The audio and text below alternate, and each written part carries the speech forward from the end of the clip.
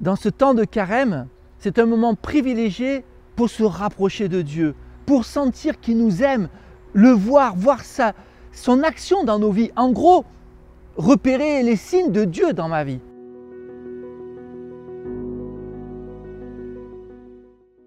En fait, Dieu aime bien nous donner des manifestations de sa présence, mais c'est souvent nous qui ne savons pas trop comment le reconnaître. Pendant de nombreuses années, j'ai amené des jeunes dans le désert du Sinaï pour la récollection du jour de l'an. Alors, dès le premier soir, je les fais s'allonger dans le sable et regarder le ciel étoilé en silence. Et très souvent, un cri, « Regarde, une étoile filante !» Émerveillement. Comparons les signes de Dieu dans nos vies avec les étoiles filantes. Il y en a en permanence, mais on ne les voit pas toujours.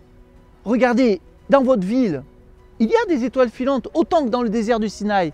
Mais pourquoi on ne les voit pas? Parce que bien nous, notre ciel est plus encombré par les nuages, parfois par la pollution, encombré même par la lumière de la ville.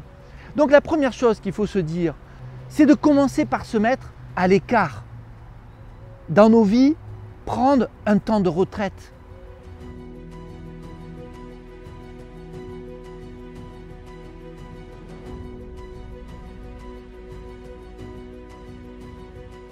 Mais en fait, qu'est-ce que c'est que le carême? C'est ça, c'est prendre 40 jours pour se mettre à l'écart. Mais il faut aussi vouloir voir. Ça ne suffit pas de se mettre à l'écart. Regardez, dans le désert, il y a des gens que j'ai croisés qui étaient avec leur 4x4, ils ne regardent pas le ciel, ils sont dans leur safari, voilà. Donc se mettre à l'écart et vouloir voir les signes de Dieu. Et puis, petit à petit, on oublie les étoiles filantes. Parce que, qu'est-ce qui nous attire? Eh bien, ce sont les étoiles fixes, frères et sœurs. Pendant de nombreuses années, les marins se sont guidés avec des étoiles fixes. Ces repères leur ont permis de ne pas perdre la route, de s'orienter. Qu'est-ce que c'est pour nous les étoiles fixes, frères et sœurs? Eh bien, c'est lire la parole de Dieu quotidiennement. C'est aller à la messe, bien entendu, sanctifier le jour du Seigneur. C'est, bien entendu, aimer le frère, car si, comme le dit l'apôtre Saint Jean, tu aimes Dieu que tu ne vois pas, mais que tu n'aimes pas ton frère que tu vois, mais tu es un menteur.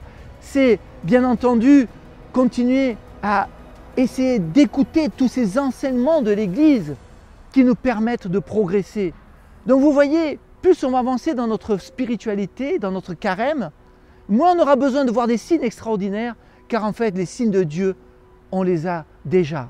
Comme le dit l'apôtre Jacques, chapitre 4, verset 8, « Approche-toi de Dieu et Dieu s'approchera de toi. »